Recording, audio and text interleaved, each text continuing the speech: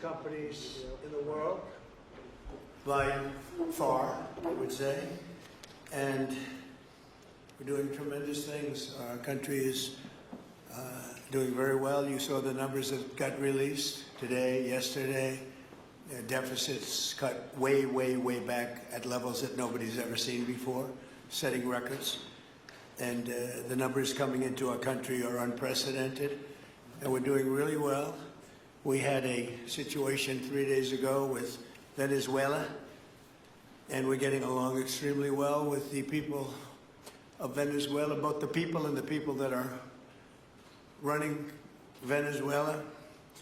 I just want to thank our military. What they've done is incredible. That was considered unprecedented, to go into a military fort with thousands of soldiers and others, and to come in with 152 planes going every which way, and very rapid speeds, and helicopters, and to come out with no deaths and the loss of no equipment. It was pretty amazing. Nobody's seen anything like it. I was called by the leaders of numerous countries. I won't go into which ones, but the biggest and the strongest, and they said that was very impressive. They were all impressed. But today I'm delighted to welcome almost 24 of the biggest and most respected oil and gas executives in the world to the White House. It's an honor to be with them. We have many others that were not able to get in. I said if we had a ballroom, we'd have over 1,000 people. Everybody wanted. I never knew your industry was that big. I never knew you had that many people in your industry. But here we are. And if you, in fact, if you look, come to think of it, well, I got to look at this myself.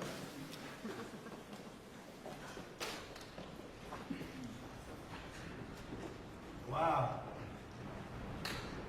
What a view. This is the door to the ballroom. What a job.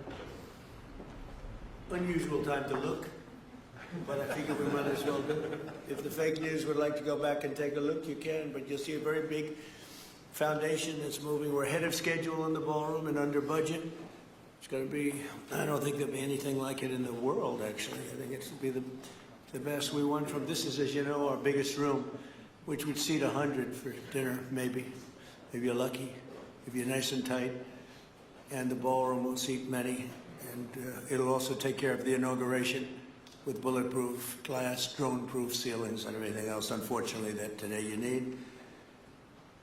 So we're going to discuss how these great American companies can help rapidly rebuild Venezuela's dilapidated oil industry and bring millions of barrels of oil production to benefit the United States, the people of Venezuela, and the entire world. And yesterday, the number is 30 million barrels. I can't even, is that a correct number? 30 million barrels. You hear that, Peter? Of oil was given to us by Venezuela. That's a lot of oil. It's about $4 billion worth, and it's on its way to the United States right now. And we want to thank Venezuela for that. And we're working very well with them, obviously, or they wouldn't have been so generous. But they respect us. Again, they didn't respect us at all before. So that's money that goes to the United States. Some will go to Venezuela. And some will go to the oil companies, but not that, because that's already been extracted. So you're not getting any of that. But when you start extracting, you'll get. But it's tremendous reserves, among the biggest in the world. Some people say it is the biggest in the world. And we're going to be working with Venezuela. We're going to be making the decision as to which oil companies are going to go in, that we're going to allow to go in. We're going to cut a deal with the companies. We'll probably do that today or very shortly thereafter with Chris and Doug. And we're dealing with the country, so we're empowered to make that deal. And you'll have total safety, total security. One of the reasons you couldn't go in is you had no guarantees, you had no security, but now you have total security. It's a whole different Venezuela, and Venezuela is going to be very successful. And the people of the United States are going to be big beneficiaries, because we're going to be extracting, numbers of, in terms of oil, like few people have ever seen, actually. So you're dealing with us directly. You're not dealing with Venezuela at all. We don't want you to deal with Venezuela. Let me thank Vice President J.D. Vance, who's doing a fantastic job. Secretary of State Marco Rubio, likewise a fantastic job. I have good people. I like them better than my first group. But we had a great, despite that, we had a great first term. We had some great people there too, by the way. But we had a great first term. We had the greatest economy in the history of our country in the first term, but this is blowing it away. And you haven't seen anything yet. Everyone's been shocked by the numbers, 5.4% GDP. And that's despite the fact that we were badly hurt by the Democrat shutdown, of which they'd like to see if they could shut it down again. Secretary of the Interior, Doug Burgum, was fantastic. Secretary of Energy, Chris Wright, recommended by Doug as being the greatest oil man anywhere in the world, because I wanted Doug for that job, energy, and Doug said, no, sir, there's a man named Chris Wright. I said, who the hell is Chris Wright? He said he's the most talented oil man anywhere in the world. I doubt you can get him, because typically oil men make a lot of money, and women. They make a lot of money, but Chris came. You took one of the greatest salary cuts probably in history, Chris. Right? But he's a fantastic person, loves our country, and many other important members of this team. And I want to thank them for their efforts. As you know, last week the United States Armed Forces performed one of the most spectacular military operations in American history, apprehending the outlaw dictator Nicolas Maduro for his crimes against the United States, crimes for which he has now been indicted and is in federal court awaiting trial. And he killed many people, millions of people, actually, and allowed jails, prisons, mental institutions, insane asylums, drug dealers, drug addicts to pour into our country totally unchecked because of Sleepy Joe Biden's policy of open borders, the stupidest thing I've ever seen. We're getting them all out.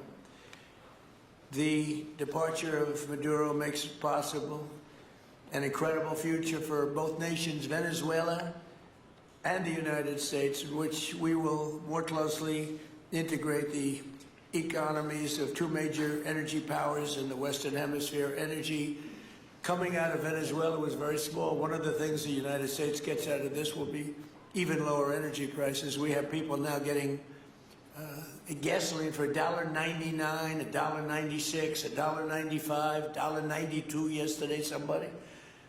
And it used to be $3.50, $4, $5 a gallon. Think of that, $1.99. Decades ago, the United States built Venezuela's oil industry at tremendous expense with American skill, technology, know-how, and dollars. But those assets were stolen from us, and we had presidents who did nothing about it. This president is much different than your other presidents. They did nothing about it. They stole it. Some of the people in this room were a little bit younger when that happened, but not that much younger. It wasn't that long ago.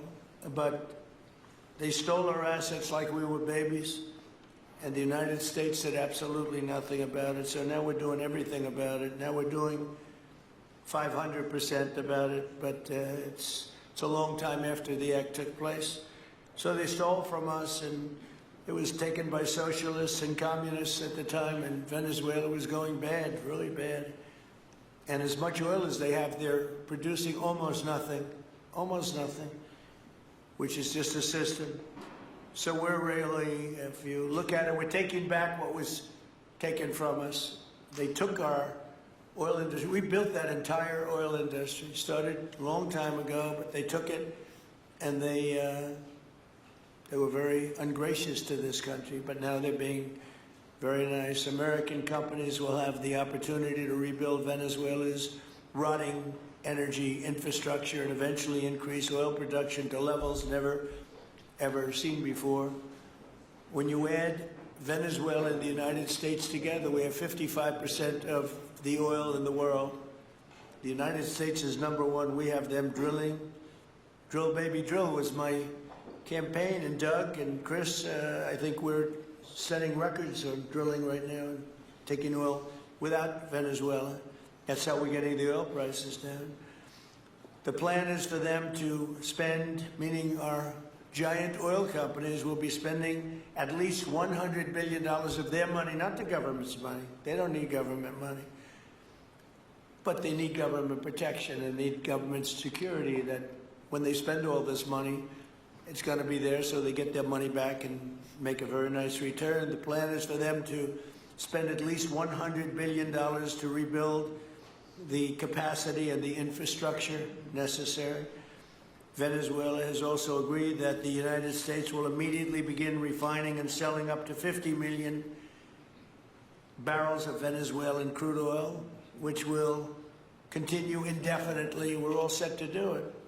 We have the refining capacity. It was actually based very much on the Venezuelan oil, which is a heavy oil, very good oil, great oil. It's fantastic for certain things like asphalt roads, best there is in the world for asphalt roads and other things. All of the companies here today are going to be treasured partners in bringing the nation of Venezuela back to life, restoring its economy, and generating great wealth for their companies and for their people, and also great wealth for the American people, and tremendous wealth for the companies that are going in. The companies that are going in, and if you don't want to go in, just let me know, because I got 25 people that aren't here today that are willing to take your place. So I just want to thank, these are people that I either know or I know of by reading lots of business magazines and journals and papers. These are the greatest oil people anywhere in the world. Harold Hamm, I see, is here. Harold, you know, there's a story about Harold Hamm that he can look at a piece of land, put a straw into the land, and oil pours out. Is that true about you? Whereas some of you guys have to invest hundreds of millions of dollars to find that oil, so we can't let that story be true. But they say Harold puts a straw into the land, and oil comes gushing out. So you're not a big R&D person, are you, huh? He's called Instinct for Oil. Now, he's got other problems, but we won't talk about those problems. But he's been a great supporter of mine for a long time, haven't you, Harold? So congratulations. But we have, and I think Harold would agree, we have the greatest oil men and women anywhere in the world sitting in this room right now. And we have a lot of people that will be back to see us sometime next week. We're going to have another meeting for another group. But we're going to do this very quickly. We can have this done almost immediately. So I'd like to thank you all for being here. I'd like to invite Vice President Vance to say a few words, followed by Secretaries Rubio, Burgum, and Wright. And then we'll have a few words from representatives that are here and to discuss their ideas. A couple of them We have Chevron, which has been, where's Chevron? Where are you? Yeah, the far right. No, I thought you'd have a better location. You were the only one that was there for all that. I used to call you and say, what the hell is going on with Venezuela? He stuck it out. I don't know if you made money or not, but you stuck it out. I got to give you a lot of credit for that. Mark Nelson, thank you very much. Exxon CEO Darren Woods.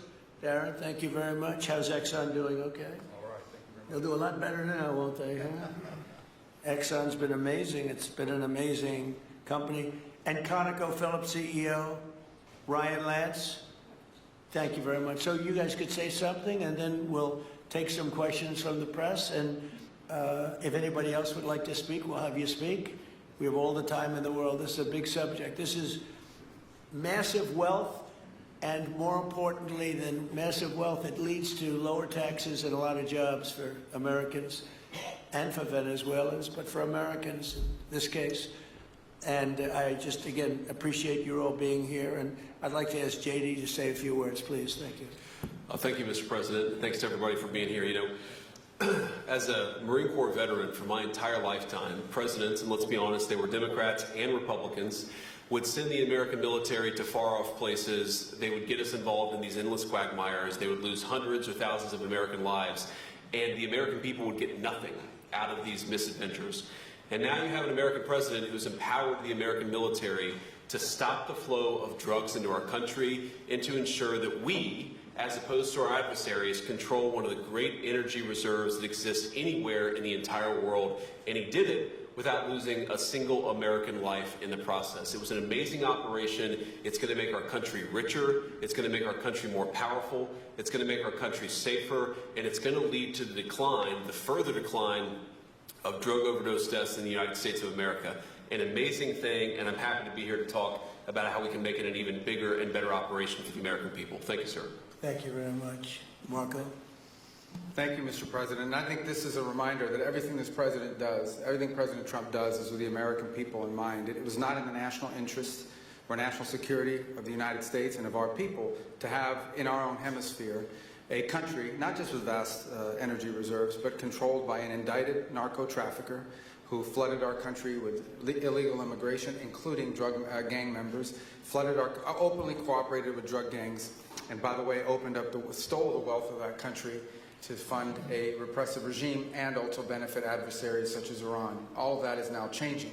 As part of this process, the first phase, of course, is the phase we're in now, which is the stabilization phase. We did not want to see destabilization in the country. We're working very cooperatively with the interim authorities there to provide a market for the sale of the wealth of Venezuela in such a way that benefits the people, both of the United States, but also the people of Venezuela. And as a reminder to everyone, the President announced this just 2 days ago, every penny, everything they buy with the money that they're making from the oil now, Mr. President, will be bought from America. And that includes everything from equipment for the oil industry, to food, to medicine, and everything in between.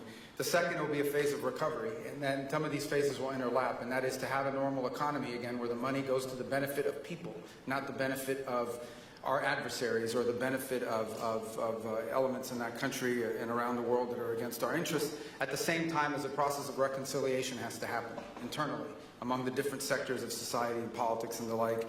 And finally, the third phase, which is the most important of the three, is when the country fully transitions into a normal country that we have strong economic and diplomatic and relations with, that is friendly towards the United States, that's not a foothold for our adversaries, that serves our interests, but also the interests of the people. It'll be a country that is wealthy, a country that is prosperous for the people, not for a handful of criminals, but also a country that is supportive of our interests in the region and throughout the world. And we thank you, Mr. President, and the team you've assembled that have brought us to this point. A lot of work remains, important work, but this is historic. Okay. Thank you very much. Doug?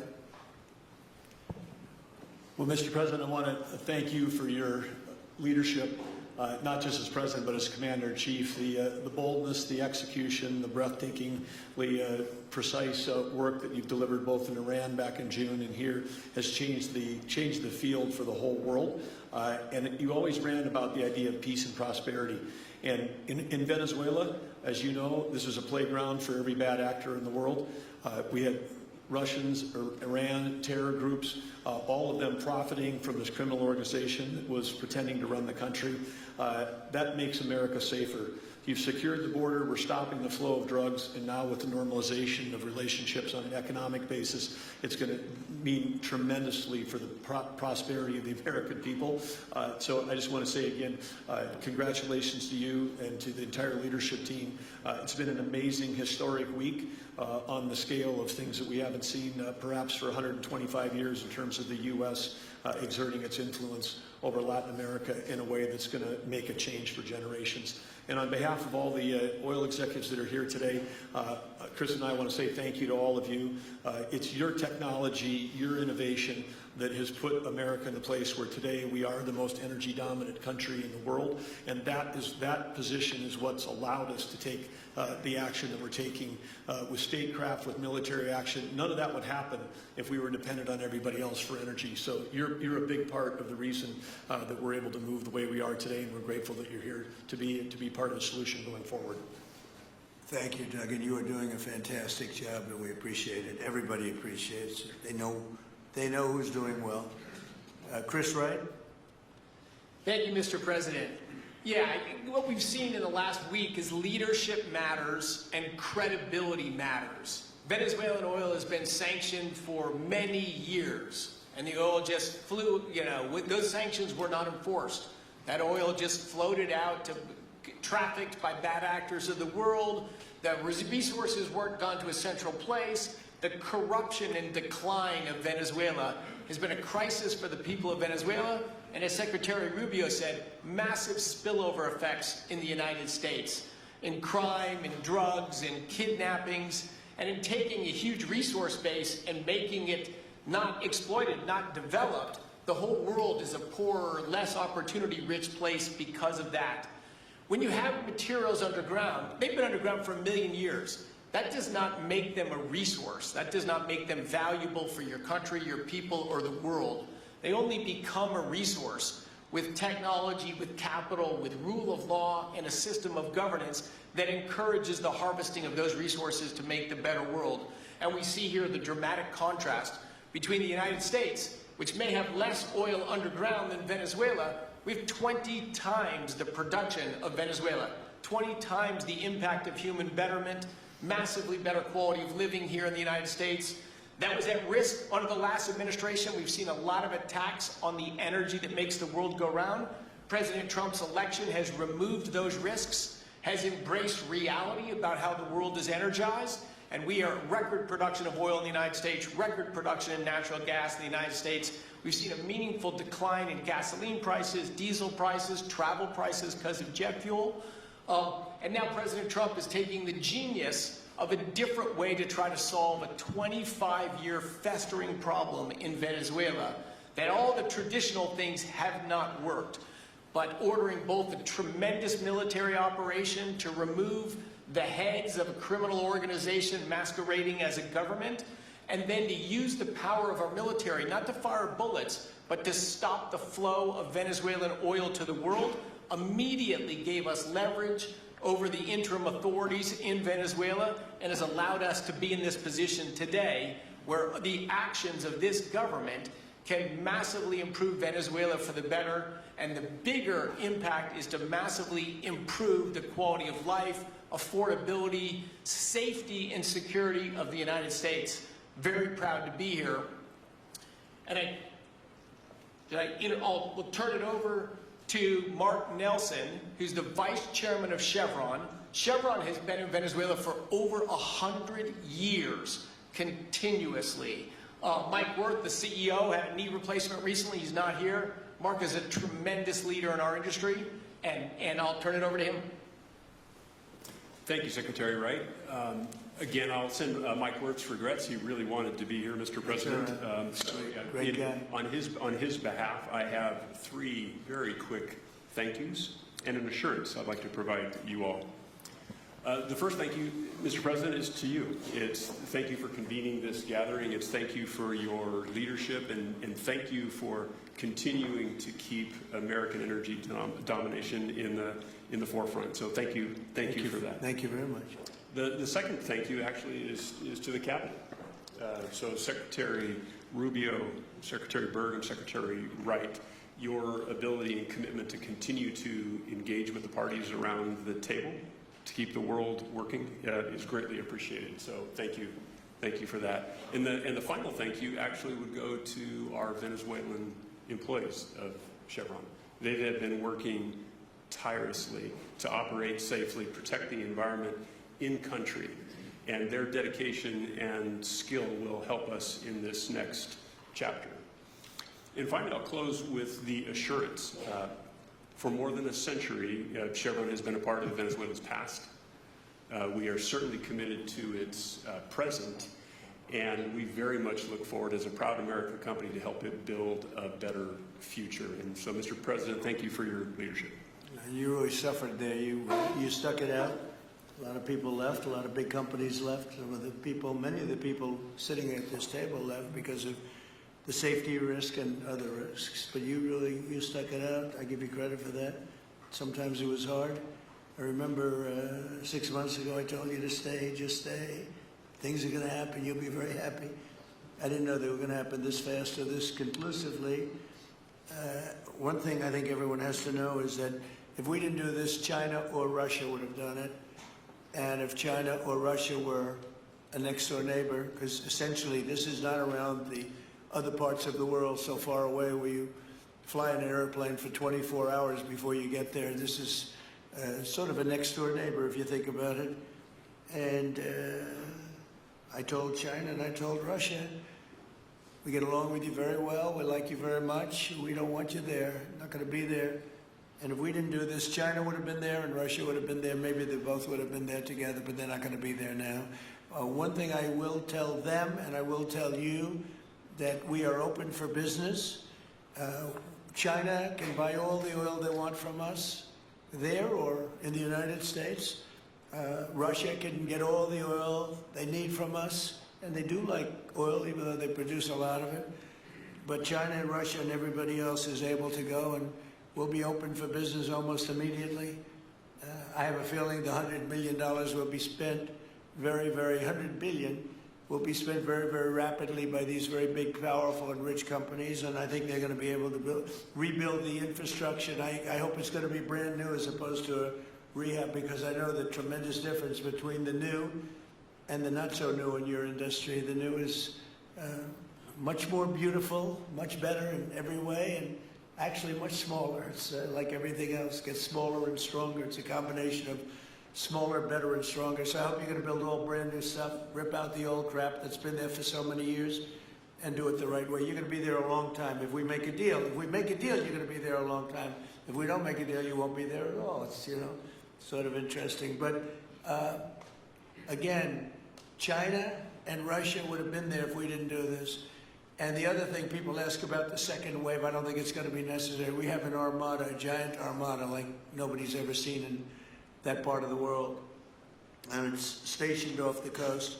And we are getting along so well with the people that are involved in representing Venezuela that I don't think we're going to have any, I don't think it's going to be necessary to do the second wave. We were planning on a second wave, but the first wave was so powerful and so good and so strong. And frankly, the people in the country, they did the right thing. They were smart. They did the right thing. They didn't want to go through a second wave. But we've got a tremendous number of the most powerful ships in the world right there. I don't think we're going to have to use that. I'm happy to say that. I don't think we're going to have to use that at all. If I could ask Chevron, you did a great job. I want to thank you. And ExxonMobil, if you would say a few words, and then followed by Conoco, great companies, massive companies, great companies. Exxon, please. Sure. Thank you, Mr. President. I appreciate the invitation and the opportunity, frankly, for the entire industry to show up and provide a perspective. Frankly, we've been kind of unresponsive to the press regarding Venezuela. I guess today's the opportunity to address the press directly with respect to a number of questions that have been asked of ExxonMobil. First and foremost, obviously, is the interest that we have in Venezuela. And I think, the way I would position that, I think one of the reasons why we see many of the industry players here is we're in a depletion business for a product that is in great demand and will be in demand for many, many, many decades to come. And as a depletion business, the biggest challenge we have is finding resources. There's an opportunity in Venezuela with all the resources there. We don't have that challenge of finding. We have the challenge of developing those resources. So I think It's in the best interest of these companies and, frankly, society as a whole for the industry to be interested in understanding what the opportunity here represents. I'll just share a philosophy that ExxonMobil has when we enter countries, because we do business all around the world in a number of different regimes. We take a very long-term perspective. The investments that we make span decades and decades, so we do not go into any opportunity with a short-term mindset. And there's a value proposition that we have to meet. It has to be a win-win-win proposition. Obviously, it has to be a win for the company and our shareholders and to generate a return for the investments that we make. It has to be a win for the government. The resources are an important source of revenue that help support the people of the places that we do business. And it has to be a win for the people. We have to be wanted there and to be a good neighbor. And those three things ensure a stable, long-term platform for the large investments that we make for the long term. With respect to Venezuela in particular, we have a very long history in Venezuela. In fact, we first started into Venezuela back in the 1940s. We've had our assets seized there twice, and so you can imagine to re-enter a third time would require some pretty significant changes from what we've historically seen here and what is currently the state. If we look at the legal and commercial constructs and frameworks in place today in Venezuela, today it's uninvestable. And so significant changes have to be made to those commercial frameworks, the legal system. There has to be durable investment protections, and there has to be a change to the hydrocarbon laws in the country. We're confident that with this administration and President Trump working hand in hand with the Venezuelan government, that those changes can be put in place. And with respect to the Venezuelan government, that perspective we don't have a view on. We haven't talked to the Venezuelan government, and obviously we have yet to assess the people's perspective with respect to ExxonMobil entering the country. In the short term, there are things that can be done while these longer-term issues are being worked. For us, we haven't been in the country for almost 20 years. We think it's absolutely critical in the short term that we get a technical team in place to assess the current state of the industry and the assets, to understand what would be involved to help the people of Venezuela get production back on the market. With the invitation of the Venezuelan government and with appropriate security guarantees, we are ready to put a team on the ground there. We also have a integrated set of capabilities from production to refining to trading, and I think we can be of assistance to getting the Venezuelan crude to market and realizing a market price to help, again, with the financial situation in Venezuela. So those are my short-term perspective that I have. I'd say maybe close with a thank you, Mr. President, for the work that you've done to secure not only the national security, but the energy security of the region. And then thank you, Secretary Rubio, Secretary Wright, Secretary Burgum, for your leadership in this matter. Thank you. How long would it take you, Darren, as Exxon to, if we make a deal, and if we make a deal, how long would it take you to get in there and get started? Well, the first step, this technical team, as I talked with Secretary Wright earlier this week, we started from the beginning to put the team together so that if and when it was needed, we could hit the ground almost immediately. So we can hit the ground and within the next couple of weeks start the assessment. Right. And then from there, we need to understand. That's what we want. We want speed and quality. That's what we want. Thank you, Darren. And Conoco, Ryan?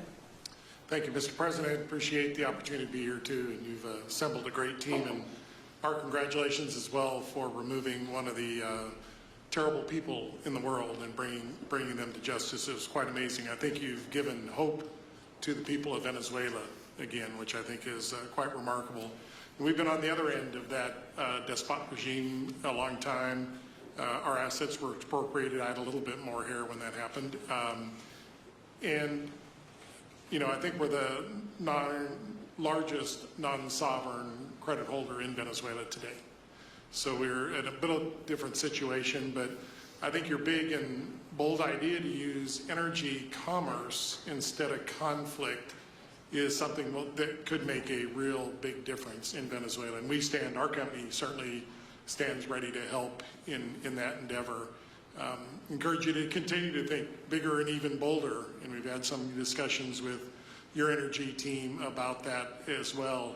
As we think about the other people that need to be in this room and in this discussion are the banks, and including probably the Exim Bank, as we think about how the debt needs to be restructured and the financing to deliver the billions of dollars that are required to restore their energy infrastructure. And I think as we think that big and bold, we need to be also thinking about even restructuring the entire Venezuelan energy system, including PDVSA. And I think if we can do that and think bold, there's an opportunity to be quick, fast, and restore the quality of what's happened in Venezuela, or what's been lost in Venezuela over the course of the last 25 years. So thank you for this opportunity. Well, thank you very much, and you'll get a lot of your money back. We're going to start with an even plate, though. We're not going to look at what people lost in the past, because that was their fault. That was a different president. You're going to make a lot of money, but we're not going to go back. You left a lot of money behind, I guess, huh? What number? 12 billion. How much? 12 billion? Well, it's a good write-off. It's already been written off. It's been all right, thank you. You'll make it back one way or the other. You're all going to do very well. I think really very well. Marco just gave me a note. Go back to Chevron. They want to discuss something. Go ahead. I'm going back to Chevron, Marco. Thank you, Marco. Was there a question, Mr. President? Yes, go ahead, Marco. What are you saying here? Mark, if you interest. can update us on operations in the ground and with the appropriate approvals, what you might be able to achieve in the next 12 to 18 months, give us a little view from the ground. You bet, you bet. So today Chevron has 3,000 employees in 4 different joint ventures in Venezuela today. And over the past 5 to 7 years, they've taken production from about 40,000 barrels a day to 240,000 barrels a day, essentially getting those facilities and that equipment up to standards that would be something that people in the room would be more accustomed to. Given the work we've done with Secretary Wright and Secretary Burgum and even Secretary Bessent, I think we have a path forward here very shortly to be able to increase our liftings from those joint ventures 100%, essentially effective immediately. We are also able to increase our production within our own disciplined investment schemes by about 50% just in the next 18 to 24 months, and that's just leveraging what's on the ground. So to Secretary Rubio's comments about phase 1, this is taking the momentum of improvements we've already made there locally and building on those and creating more momentum for the people of Venezuela. Do you think you have an advantage being there? You've been there by the skin of your teeth. It's been tough for you to be there. But do you think you have an advantage over the other people in this room by the fact that you are there? Yeah, I think there are, Mr. President, I think there would be days where it didn't feel like an advantage, and there are days where it does feel like an advantage. But having people on the ground today that care desperately about the people of Venezuela and know how to operate the assets that are there is a definite advantage today. Would you say the best locations are available, or would you say the best locations are already sort of worked, even though they're in very bad shape? The best locations for finding oil, the best locations for oil. There are more opportunities than not, Mr. President. With 300 billion barrels of reserves and resources in country, there are lots of opportunities for many companies. Will you be building new, or will you be using the old infrastructure that you have? Yeah, today it's a little bit of a mix, but today it's mostly us taking the equipment of today, getting it to the standards that we are accustomed to your comments about making it how it should be today. Most of the investments that we've been making are about getting it up to our standards. Well, I think you're going to make an investment, but you're going to get your money back very quickly, and that's part of our thing. We're going to have you get your money back fast, and then you'll give a lot to Venezuela and to the United States after that. Okay, so you'll be in good shape. Could I ask Harold Hamm to say a few words? He's been a friend of mine for a long time. Very amazing man, actually, amazing energy person. Well, thank you, Mr. President. It's good to be here with so many dignified people. And this effort particularly, and thank you for your effort for what you've done here, taking this despot out of that area. And the world dealt with him way too long. Certainly our industry knows that this is a real jewel that can be developed for the people of Venezuela, and also benefit the world. And like Secretary Wright said, it has not been done. It's not been done in the past, and and they had a good chance at it. Brought someone in that totally took it down, as everybody knows here, and that was Chavez, and we know what happened to him finally. But you know that ruined the industry in Venezuela, and all of us know how that happened. Ended very well, very wrongly. So anyway, we're glad to see what's happened here, and look forward for the opportunity for a lot of people in this room, but also for America and the country itself. Are you going to be involved in going in? Because, you know, he's in North Dakota and he's in Oklahoma and some incredible places. It's a little bit different, but there's no doubt about you won't have to worry about the straw too much here. You can just go at it. Are you going to be one of the participants? Well, certainly, you know, I'm an oil finder, like you said. You know, Barry Switzer, you know, told that story. The coach. And he's kind of exaggerating a little bit. It doesn't come out that quite that easily usually. But anyway, great story. I love it. But I love Barry. Barry's the one that told me this. Yeah, he's a champion, you know, in a lot of ways. So love that story. Certainly, it excites me as an explorationist. You know, everybody has that in their blood, and you know, it is a very exciting country and a lot of reserves. And so it's got its challenges, and the industry knows how to handle that. And like Darren said, you know, you go into your eyes open and do the best you can with the team you got. So Well, you're going to have you. something that they never had really here is tremendous security. You're going to be very secure, very safe, physically safe in addition to financially safe. So it's good to see you, Harold. Thank you very much. Does anybody have anything to say before we get to the press? Cuba have to do to avoid the same fate as Venezuela? What does Cuba have to do? Well, Cuba's in bad shape. Cuba relied on Venezuela for oil and for money. And nobody really knows what's going to happen with Cuba. They're doing very poorly. They're really third world all the way. And we have a lot of great Cuban Americans.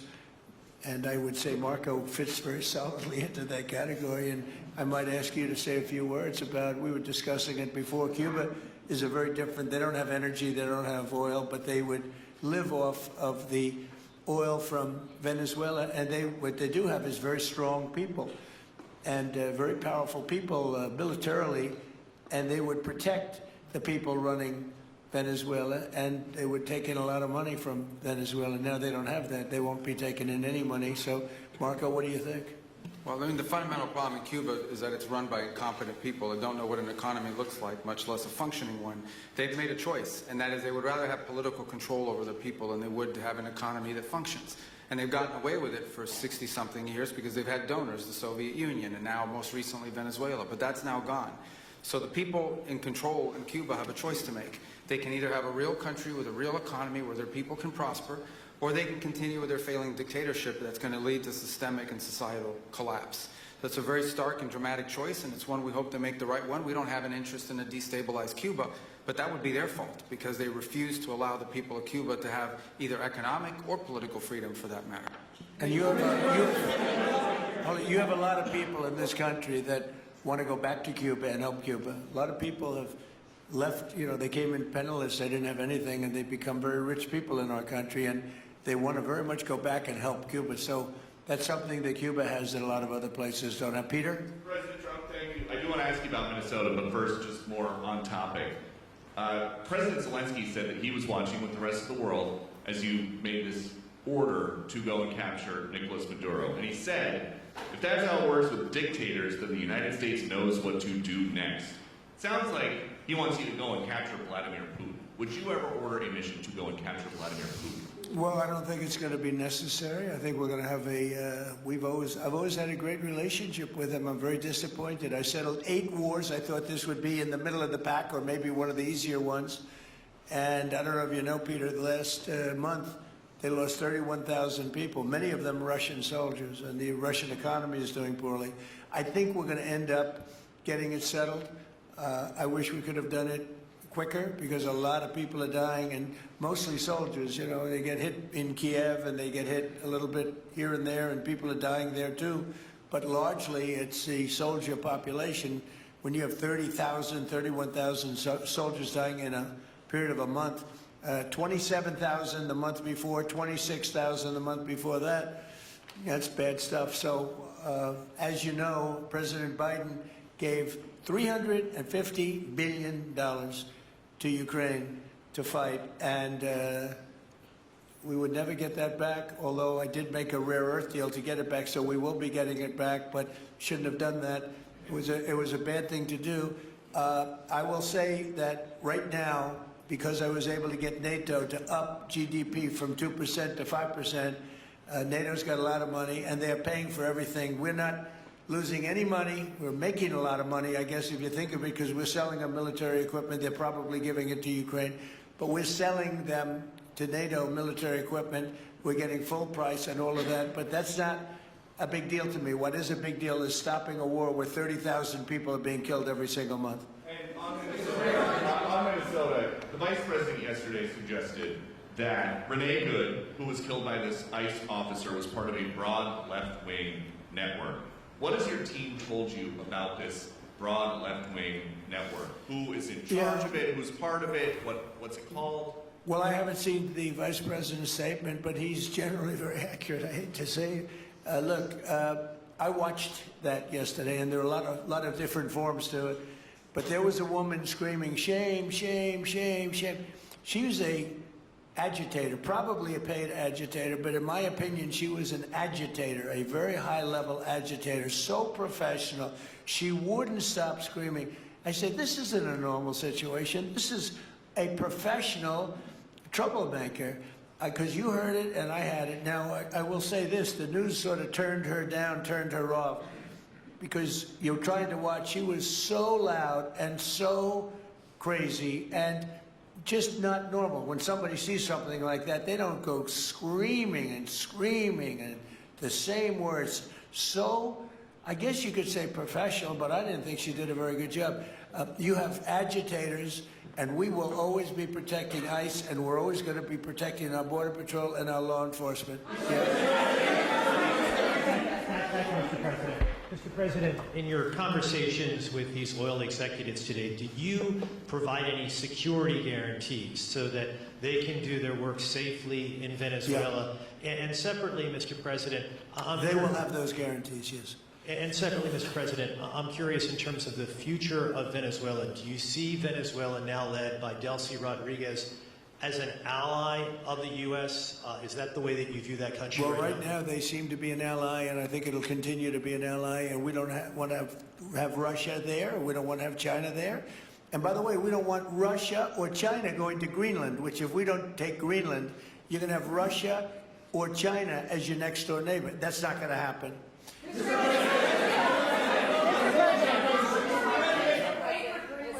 The white.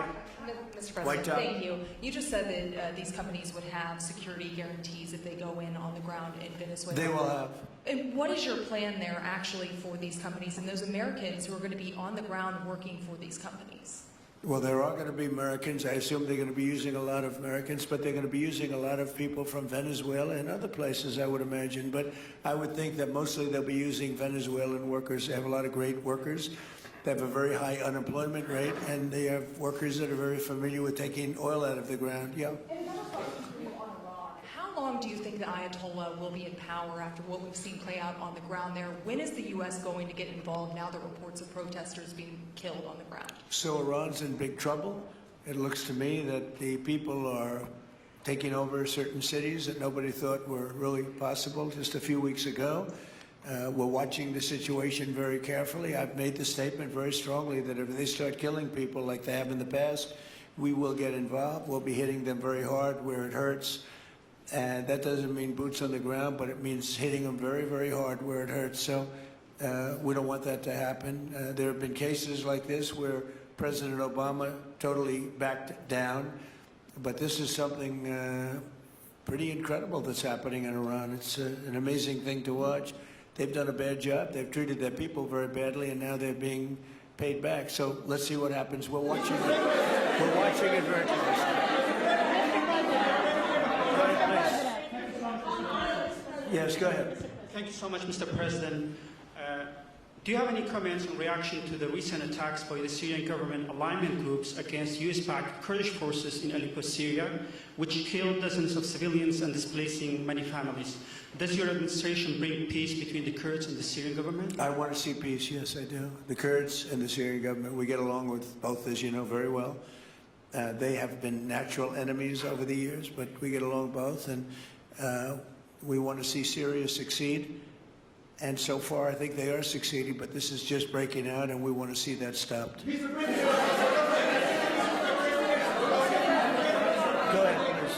You're meeting with the President of Colombia, Gustavo Petro, in a few weeks. Do you hope this meeting with Gustavo Petro marks a new chapter, a new beginning in the benefit of the Yes, you U.S. said and what Colombia country? relations? What country? Colombia, with the President of Colombia, Gustavo Yes, Petro. I had a very good talk with him yesterday, and he's been very hostile to us and to the nation and to me, called me a dictator and lots of other things.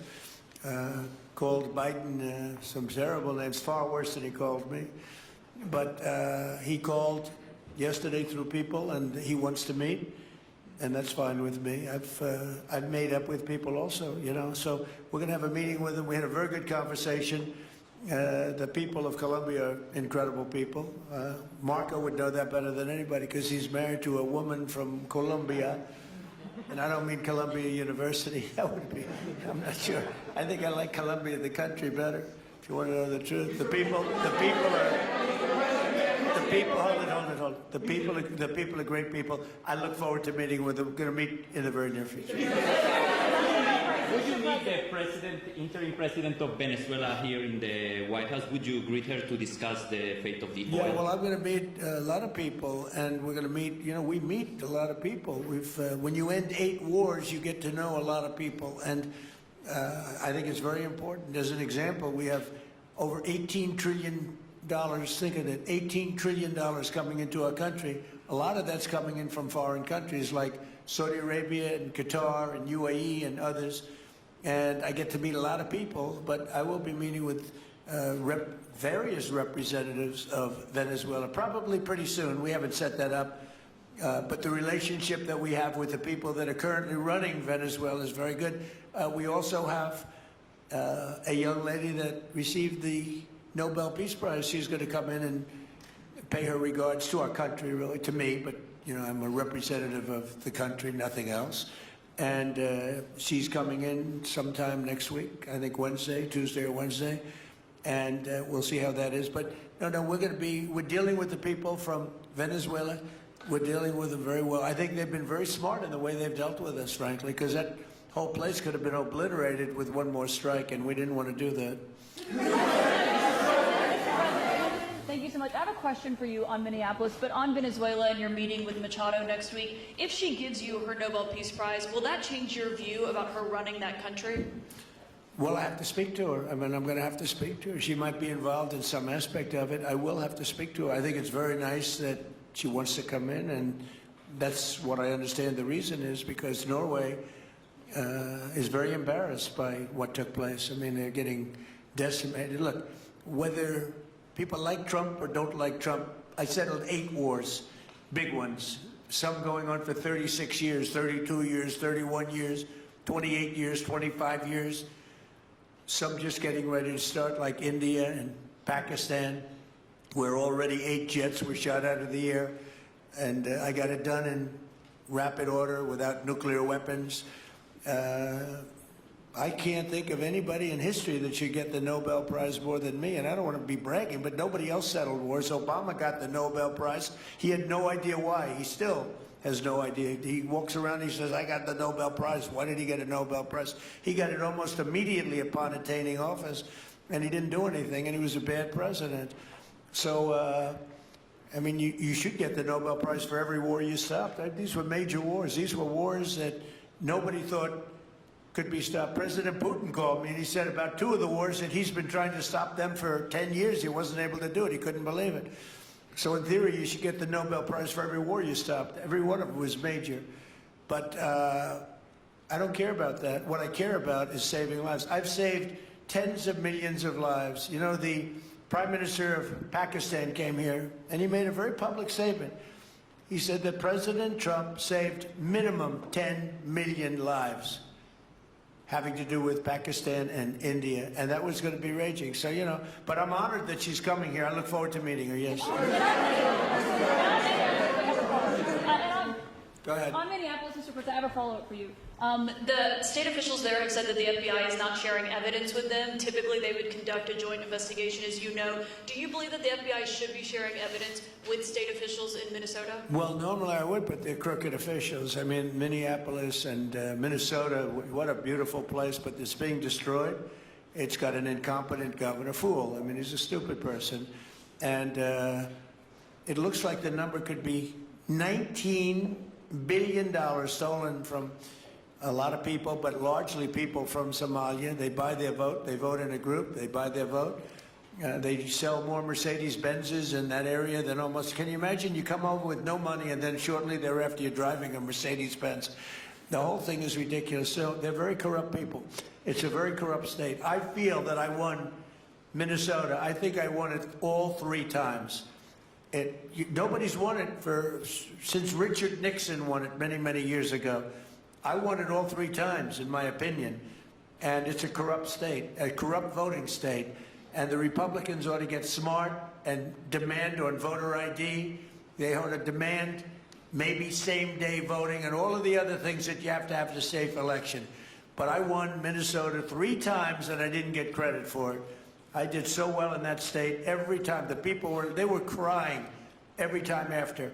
That's a crooked state. California is a crooked state. Many crooked states.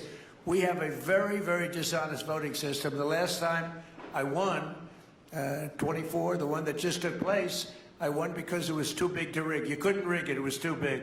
But I won the state of Minnesota. It's a corrupt voting system with an incompetent governor, a very incompetent governor. And by the way, he's a very corrupt governor, too. Go ahead. I have a question on Iran, but first, very quickly on Venezuela. How do you provide total security guarantees to these companies without putting U.S. boots on the ground? Well, we're going to work with the Venezuelan leaders and people, and we're going to have a very safe group, and they're going to also bring over some security with them. You know, these are not babies. These are people that drill oil in some pretty rough places. I could say a couple of those places make Venezuela look like a picnic. These people around the table, these are tough people. They go into areas that you wouldn't want to go. They go into areas that if they invited me, I'd say, no thanks, I'll see you back in Palm Beach. No, this is a tough group of people. They know how to do it. But we are, in addition to that, we'll have very good security for them.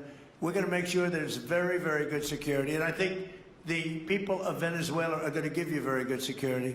You know, the people... Now, I'm not talking even leadership. The people of Venezuela are going wild over this. They named a street after President Trump. What do? You attack a country and they name a street? That's never happened before. Although I heard that's also taking place in Iran. They named a street, the protesters. I just hope, you know, just God bless them. I just hope the protesters in Iran are going to be safe, because that's a very dangerous place right now. And again, I tell the Iranian leaders, you better not start shooting, because we'll start shooting too. With your glasses, sir, go ahead, please. Hold it. Next to you. Yes, glasses. The gentleman with the glasses. All right, thank you, Mr. President. With those very big glasses, actually. Yeah, Ferrari, actually. Mr. President, I have 2 questions. What do you want the European Union to do in Ukraine? The European leaders are pretty divided on Ukraine. And then, if you can reiterate this straight message that you have to the Iranian leader, to Khomeini, the message that you have. You're talking about Iran? Oh, Iran, yeah. What do you want Iran to do? I'm sorry? Where are you from? Italy. Oh, nice place. Yeah. Okay. The first question. So what are you asking about Iran for? Well, if you can answer about Europe and what you think the Europeans should do on Ukraine, and then a message. Well, look, Europe has been doing so much for Ukraine, but it hasn't been enough. And obviously that I would say that President Putin is not afraid of Europe. He's afraid of the United States of America, as led by me. There's no fear of Europe. You know, Europe's fallen behind, and Europe then JD said it very strongly. I don't know. He took a lot of heat, but I didn't give him any heat. Europe is a different place. Europe is changing. Europe has got to get its act together. I love Europe. I guess I came from Europe, essentially.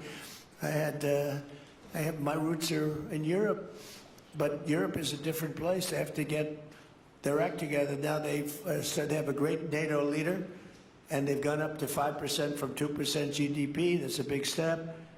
But they have to be very careful with their immigration policy, and they have to be very, because, I will just say, to be nice, that there are certain places in Europe that are very important that are no longer recognizable. I'm being very nice, I'm being very diplomatic when I say that. They are not recognizable, and they have to be careful on energy because they're putting windmills all over the place and losing a fortune.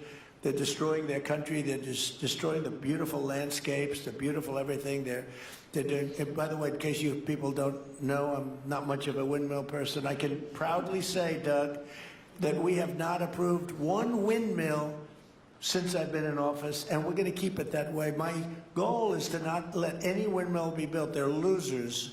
They lose money. They destroy your landscape. They kill your birds. They're all made in China. And all you have to do is, just about all of the windmills are made in China, the structures. All you have to do is say to China, how many windmill areas do you have in China? So far, they're not able to find any. They use coal and they use oil and gas and some nuclear, not much, but they don't have windmills. They make them and sell them to suckers like Europe and suckers like the United States before. They are the worst form of energy, the most expensive form of energy, and in 8 years they're rotted out anyway. Go take a look at Palm Springs, California, and take a look at what that looks like. It looks like a junkyard of steel. So we don't approve, and I've told my people, we will not approve windmills. Maybe we get forced to do something because some stupid person in the Biden administration agreed to do something years ago. We will not approve any windmills in this country. Two questions. On Venezuela, is it ultimately more important to you to establish stability there or democracy there? Well, you're talking about maybe the same thing. I mean, you're talking about stability or democracy. I don't know. To me, it's almost the same thing. We want stability, but we do want democracy. Ultimately, it'll be democracy. Peter? I do have a policy question, President Trump, but I'm having a hard time seeing here. I see the American flag lapel pin. What is the other lapel pin on Somebody your gave me this. You know what that is? That's called a happy Trump. And consider the fact that I'm never happy. I'm never satisfied. I will never be satisfied until we make America great again, but we're getting pretty close, I'll tell you what. This is called a happy Trump. Somebody gave it to me, I put it on. Thank you. And policy question. How much money are you thinking of giving people in Greenland to get them on board with a possible U.S. I'm not talking about money for Greenland yet. I might talk about that. But right now, we are going to do something on Greenland, whether they like it or not, because if we don't do it, Russia or China will take over Greenland, and we're not going to have Russia or China as a neighbor. Okay?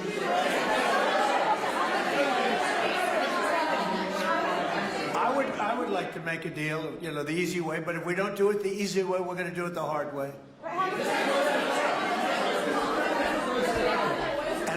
And by the way, I'm a fan of Denmark too. I have to tell you, and they've been very nice to me.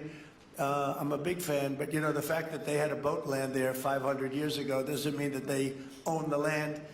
I'm sure we had lots of boats go there also, but we need that because if you take a look outside of Greenland right now, there are Russian destroyers, there are Chinese destroyers and bigger, there are Russian submarines all over the place. We're not going to have Russia or China occupy Greenland, and that's what they're going to do if we don't. So we're going to be doing something with Greenland, either the nice way or the more difficult way. Please, go ahead, ma'am. On Greenland, Mr. President, why is it so important to you to own it when you have a military presence there, which you could expand to affect security? Because when we own it, we defend it. You don't defend leases the same way. You have to own it. And, with a nation, look at what happened with Obama, with that horrible deal they made with Iran. It was a short-term deal. It was like a 9-year deal. countries can't make 9-year deals or even 100-year deals. Countries have to have ownership. And you defend ownership, you don't defend leases. And we'll have to defend Greenland. If we don't do it, China or Russia will. It's not going to happen. We are not going to have, and I like China, I like Russia, I love the people of China, I love the people of Russia. I get along very well with President Putin, but I'm very disappointed in him. I get along very well with President Xi. I'm going to go over to China in April. But I don't want them as a neighbor in Greenland. Not going to happen. And by the way, and NATO's got to understand that.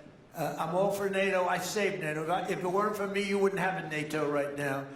But we're not going to allow Russia or China to occupy Greenland, and that's what's going to happen if we don't. Go ahead. Report that came out today, Mr. President. One, can you respond to that? And two, it was an amazing report. The most amazing thing is government jobs are way down, and yet the unemployment or the employment numbers are very good. We've gotten rid of tremendous numbers of federal government jobs. Nobody's ever seen anything like it. And yet the employment numbers are very good. They're really getting better. But now we have all those people to work in the private sector for a lot more money. I think that's one of the very big things. The other thing is at 5.4%. And remember, this is after we had a shutdown. And that shutdown had an impact because the concept of the shutdown, even though it's before, people knew we were going to be shutting down. A lot of bad things happened. And by the way, on January 30th, you may have another shutdown. We'll see what happens. But I think the numbers, Caitlin, were really amazing. Look, to think about 5.4%, nobody thought that. They thought it was going to be 2%. And you know what it is? It's tariffs. And it's also November 5th. We had a great election, a great election. Our country was dead 1.5 years ago. And now we have the hottest country anywhere in the world. And I hope you guys were impressed. 5.4%. And we haven't even really transitioned yet. There's no reason it can't be much, much higher than that. Yeah.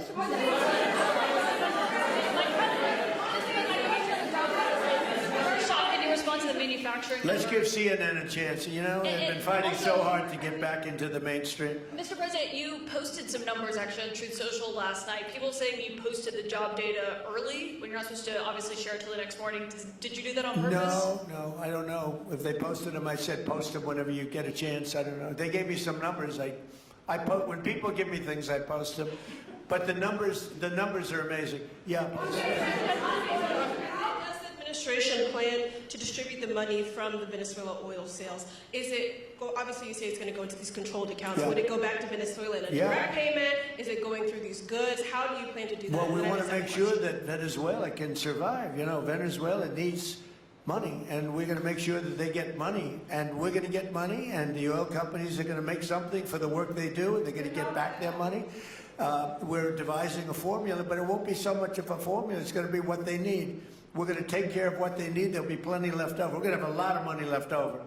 And the money left over is going to the United States of America, and the oil companies are going to be very happy. Yeah. Thank you, Mr. Would the administration offer a backstop to these oil companies for like financial guarantees, some sort of backstop, if the country did destabilize again? That's a very interesting question. Using the word backstop, I haven't heard that word in a long time. That was at the Wharton School of Finance I last heard. That's a good term. We ought to use it more often. I hope I don't have to give a backstop. Look, these are very smart people. The smartest people are not only in oil and business. These are the biggest companies in the world sitting around this table. They know the risks. I mean, there are risks. We're going to help them out. We're going to make it real easy. They're going to be there for a long time. We're going to be there together for a long, long time. And they're going to be taking the oil, and they're going to be bringing oil prices down. They're going to make a lot of money. They're going to get their money back. They're going to be safe. The people of Venezuela are going to be big beneficiaries, and the United States of America is going to be a big beneficiary for what we've done.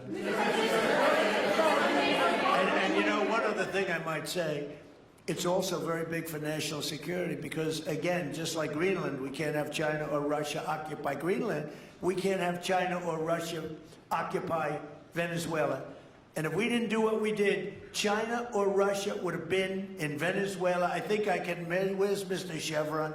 So let me ask you, they would have been there if we didn't do this. Do you agree with that? they certainly have a lot of economic interests in country. There's absolutely no argument about that. They were trying to be there. I mean, you know, we had a Russia, I guess sort of I call it a semi-Russian ship yesterday that we took over, and Russia decided not to defend that ship against us. It's a big movement. The ship was loaded up with oil, and we took the oil, and it came out of that port. But Russia would be there or China would be there, and we want them to be there for a different reason. We want them, do you people agree? In particular, China, they need a lot of oil. Russia doesn't need so much, but Russia was there anyway. But I assume you agree that China would like to be doing a lot of business there by buying oil, and I want to just tell President Xi and President Putin, but more so in this case President Xi, because they do need a lot of oil, and we are open for business in the United States, and we are open for business in Venezuela, right?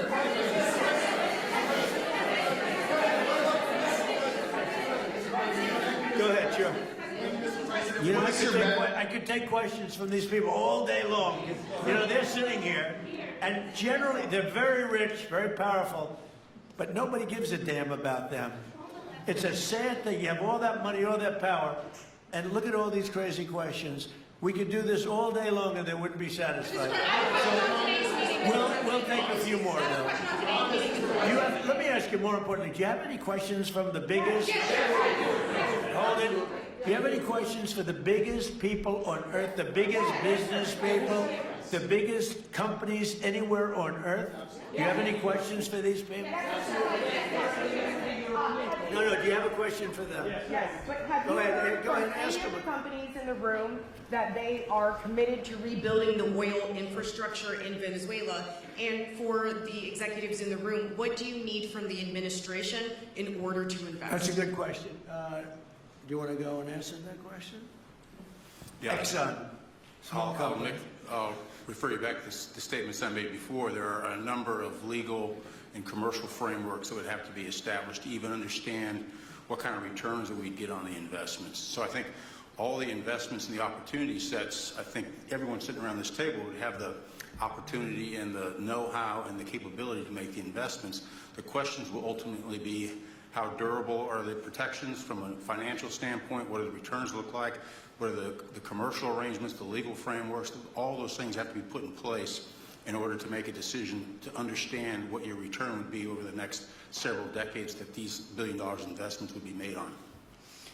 You know, could I do this? Because we have, again, the biggest people on the planet Earth around this table, biggest companies in the world. I'd like to just ask them to introduce themselves. We'll start from this end and go around to here. And if you have anything to quickly say, we could do that. But you want to just start right over here? These two guys, we'll leave them out because they're with us. Please. Thank you, President Trump. John Addison at VTOL. We're here to ensure that you are going to be able to move all of this oil all around the world at the best price possible so that the influence that you have over the Venezuelans will ensure that you get what you want. Thank you. Thank you. Good point. Thank you, Mr. President. Ryan Sheffield of Formentera.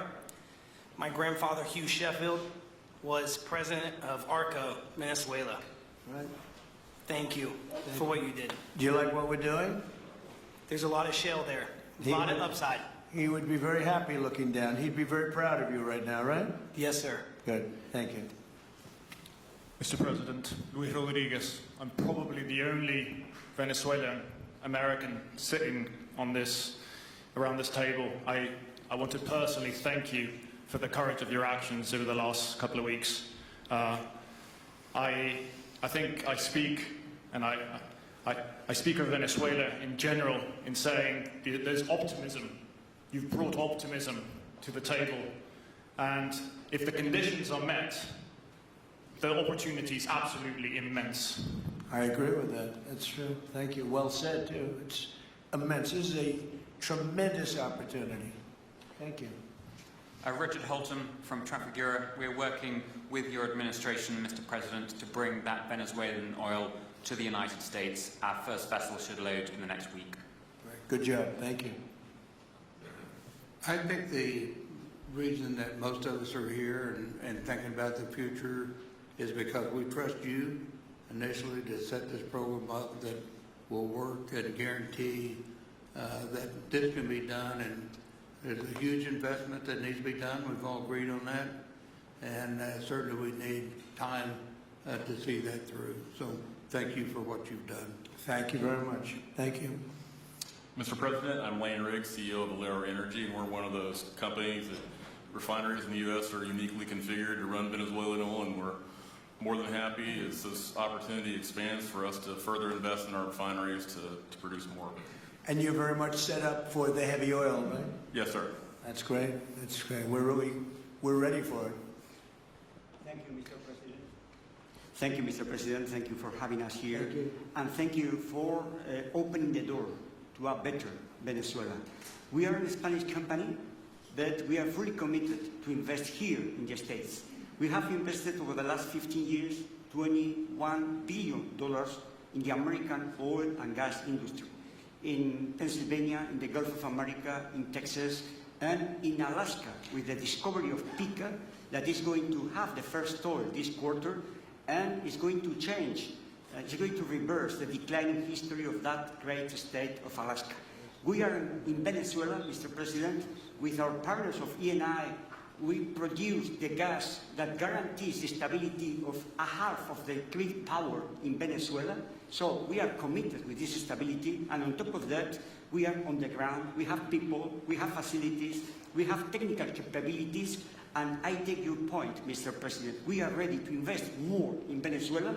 Today, we are producing 45,000 barrels a day gross of oil, and we are ready to multiply by 3 this figure in coming 2-3 years, investing hard in the country, following your recommendation, if you allow us, of course, and in the framework, commercial and legal framework that could allow this growth. So thank you, Mr. President. Thank you. Great job you've done. Thank you.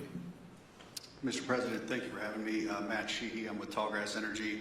We are an infrastructure business, so whether it's oil, gas, CO2, we move that around. So most of my customers are sitting around the table and happy to lend our expertise to what's going on in Venezuela to support the people. And obviously infrastructure is going to be critical to see it repaired. Thank you. Thank you. Mr. President, thank you. An honor to be here. Marianne Mannon, Marathon Petroleum. We are one of the largest U.S. refiners. On behalf of the men and women of Marathon Petroleum and of our industry, thank you and the administration for what you're doing for U.S. energy independence. We have the ability and the capability of our assets to process Venezuelan crude, and the people of Marathon Petroleum stand ready to do so. Do we need more refineries in our country? In the U.S., probably not. We have sufficient capacity. That's amazing. A lot of it was approved during my first term. We were getting you approvals that nobody could have gotten in Louisiana and other places, and they got built. Before that, it was a disaster. We didn't have the refineries. Now we do because of the first term. Please. Darren Woods, ExxonMobil. Okay, we'll go over here. Thank you, Mr. President. Jeff Hildebrand, founder and chairman of Hillcorp Energy, one of the largest private energy companies in America. Who's bigger, you or Harold? We're close. Huh? We're close. Harold. Absolutely, Mr. Hammond. But thank you for your great, tremendous leadership in protecting the interests of the Western Hemisphere. The message that you have sent to China and our enemies to stay out of our backyard is absolutely fantastic. So thank you. Thank you very much. And finally, Hillcorp is fully committed and ready to go to rebuilding the infrastructure in Venezuela. You'll go there? You'll be going? Yes. Good. That's good. You'll be very happy. Thank you very much. Thank you, Mr. President. Jeff Miller, CEO of Halliburton Company. We are the largest American oilfield services company. We're the second largest in the world, been in business over 100 years. Started operations in Venezuela in 1938, long time in Venezuela. I personally lived there for 4 years and raised my kids there. So quite familiar with Venezuela, and just couldn't express gratitude more so for the opportunity to return to Venezuela under the stability that I know that this team and your team are able to deliver. So when did you leave? Huh? When did you leave Venezuela? As a company, we left under the sanctions in 2019. So we had intended to stay, and then when the sanctions went into place, we were required to leave. but very much interested in returning. And there's 600 Venezuelans with Halliburton today, all around the world. Look forward to putting them back to work. Great job. Great job. You'll be back. Please. Mr. President, I'm Alex Panberg. My company, Aspect Energy, is one of the leading American international wildcatters. We've found significant fields in central. Are you a wildcatter? I'm a wildcatter. That's pretty cool, I tell you. I would have been a wildcatter too if I was in. And you've been successfully wildcatting. We've found significant fields in Central and South America, in the Middle East, and in Europe. We're a leading oil producer in Hungary. But probably the most pertinent example is what a wildcatter does is take on risk and try to reduce it, and then other people come in and put more capital in later, so we're kind of kickstarters in the oil industry. We went into Kurdistan very early on, back when people told us it wasn't safe and we shouldn't do it. We found a big field there, and it ultimately has got to be developed along with one of my colleagues here to be one of the big leading fields in Kurdistan. We think that Venezuela has a tremendous amount of opportunity.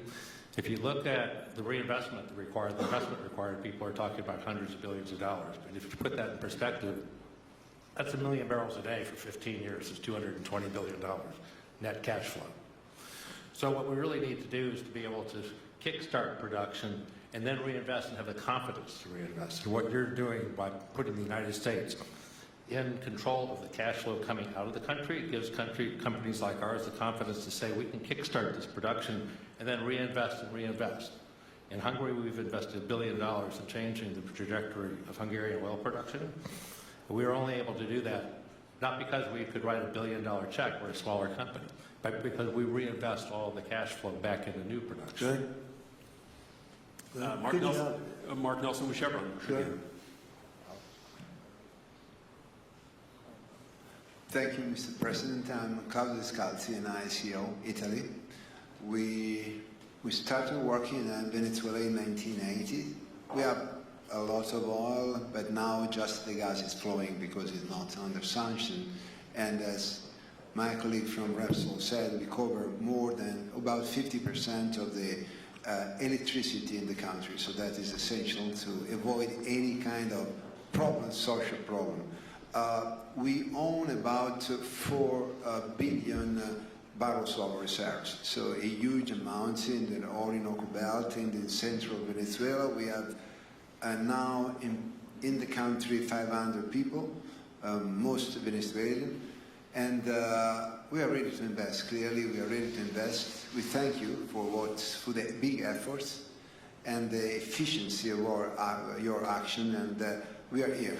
And we are here to work together with the U.S. We are also a big investor in the U.S. So we thank you again, and we are there. And we are also ready to join with American companies in our assets to develop and go faster with good investors and good know-how from the U.S. company. Yeah. Thank you. You've done a great job. Thank you very much. Mr. President Ross Perot, good to see you again. I'm chairman of Hillwood and HKN Energy, been in the energy business 45 years, and we have been working with your team quite a bit. We have been in Kurdistan now for 19 years, along with Alex, and built a very good business. But now with your team, we're looking in Syria, we're now in Libya, and so we are very excited to look at Venezuela with you and your group, and look forward to continuing to build this great industry. Thank you very much. Thank you. Mr. President, thank you for having us here today. Wael Salwan from Shell. Of course, we have a huge presence here in the U.S., in the Gulf, as well as in Pennsylvania with a petrochemical facility, which I think we had the opportunity to host you at, as well as being one of the largest LNG off-takers of American LNG. We have been in Venezuela for a very long time. We actually drilled in 1914 the first well that discovered oil in Venezuela, and on the back of which the entire energy industry was established in Venezuela. When we left in the 1970s because of nationalization, we had 1 million barrels per day of production. But we have kept boots on the ground in Venezuela all this time, and we now have a few $1 billion worth of opportunities to invest in, subject to OFAC approval. So we are ready to go and looking forward to the investments in support of the Venezuelan people. That's great. Thank you very much. Thank you, Mr. President. Ben Marshall, the America's CEO for Vitol. Alongside Trafigura, we're very thankful to have worked with the government and Venezuelans to be able to bring the crude oil to market at a market price as quickly as we can to help stabilize the country. Thank you. Thank you. Ryan Lance, ConocoPhillips. I'll defer to my colleagues. Thank you, Mr. President. Olivier Lepoche, CEO of SLB, or formerly known as Schlumberger, the largest global oilfield services. We have been in Venezuela since 1930, and we still operate. We operate today on the ground with in support of Chevron. We have ability to scale. We have 1,100 Venezuelans in the company, 2,000 additional that are calling us to go back to country and to go back to work. We're able to mobilize in the last 18 months 2 rigs and deliver 50 wells with success. So we're here. We have knowledge of the subsurface like nobody else has. We have boots on the ground, capacity on the ground, $700 million of equipment value on the ground in Venezuela, ready to mobilize for all of our partners, customers. So we are ready to scale fast, and we really want to thank the administration, Secretary Wright, Secretary Bergen, for the effort they are supporting and giving us to be successful on behalf of the Venezuelan oil and gas industry. Thank you very much. Thank you very much. Well, check this out. They say the very best for last. And I don't have that sexy accent like this guy next to me here. Mr. President, my name's Bill Armstrong of Armstrong Oil and Gas. I'm a private independent guy. And in real estate, you were a wildcatter. So wear that motto proudly. But like you, I was my own guy. I don't have shareholders. I don't have private equity partners, but I've been drilling all over the place. In fact, I had the largest discovery in Alaska, biggest discovery in 50 years in our country. I now control 8 million acres adjacent to Venezuela, so I'm already heavily invested in the area. We share a 150-mile border with Venezuela in the countries of Aruba and Curacao, and we are ready to go to Venezuela. It is, in real estate terms, it is prime real estate, and it's kind of like West Palm about 50 years ago. Yeah. Very right. Yep, I agree with you. Thank you. Congratulations. So I think what we're going to do is speak without the press to these gentlemen, see what kind of a deal we can make. We're going to get them involved. I'm going to ask Doug and Chris and some of the people that we have from the business standpoint representing our country to start talking about the confines of a deal. I have an idea what I want, what I think we should have. We have to get them to invest, and then we have to get their money back as quickly as we can, and then we can divvy it all up between Venezuela, the United States, and them. I think it's simple. I think the formula is simple. We start with a brand new plate, and it's going to be a tremendous success. I think it's going to be probably like few other things could ever be. You know, there's so much. Venezuela's been really taken advantage of by a lot of people because they drill very little. I mean, as much as you hear they drill very, very little, very small percentage. But now that'll change, and it'll change very rapidly because these are the biggest people, and it'll change very rapidly. So if you don't mind, I'll ask the press to leave, and we will see what kind of a deal we're going to make with these geniuses, and I think you're going to come out very good. Thank you all very much. Thank you. Thank you. Thank you, everybody. Thank you. Thank you. You can take that. We'll come back for the cables.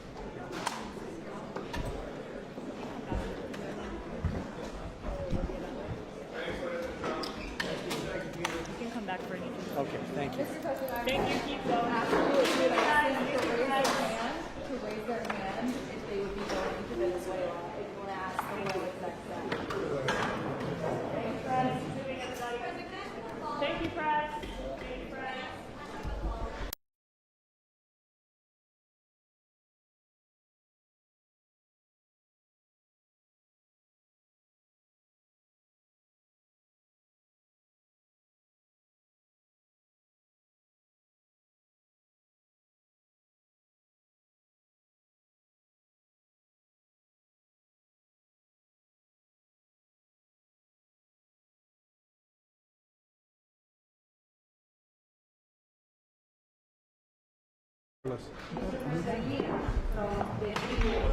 I worry and concerned that these negotiations and conversation dialogue with the regime of Venezuela, now with Delcy Rodriguez, is going to be more focused on economic gains and oil control land and achieving the transition, the political transition to democracy. What is your message to them? And also, are you going to support Maria Corina Machado as the opposition leader, a candidate in future elections?